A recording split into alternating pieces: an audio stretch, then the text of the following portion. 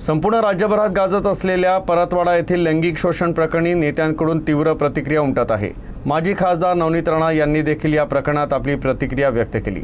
या प्रकरणी आरोपीची सुनावणी नको, थेट एन्काउंटर करायला हवं अशी थेट प्रतिक्रिया दिली। त्यांच्या या वक्तव्यावर सोशल मीडियामध्ये चांगली चर्चा रंगली आहे। मला एक प्रश्न विचारायचा आहे, जेवढेही सेक्युलरिझमवादी पॉलिटिशियन लोक आहे ना, त्यांना माझा प्रश्न आहे, सेक्युलरिझम म्हणजे काय आहे? सेक्युलरिझम म्हणजे काय? महिलांना उंच न्यायाचं, जे बाबासाहेबांनी शिकवलं की महिलांसोबत अत्याचार करायचा, आणि ते महिला कोणाच्या? बुरकेवाले नाही, आमची पोरी। बुरकेवाल्यांचा एकही व्हिडिओ त्या 150 व्हिडिओमध्ये नाही आहे, एकही महिला त्यांची नाही आहे।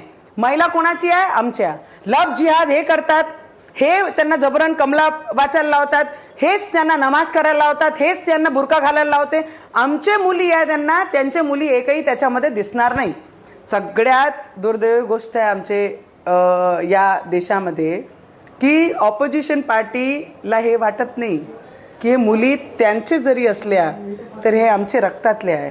मी तर सरळ विनंती करीन पोलीसवाल्यांना, तारीखही नको आहे आम्हाला, कोर्टही नको आहे, सरळ एन्काउंटर केला पाहिजे आणि सिटिझनशिप रद्द केली पाहिजे या लोकांची, आणि या देशातून हकालपट्टी केली पाहिजे।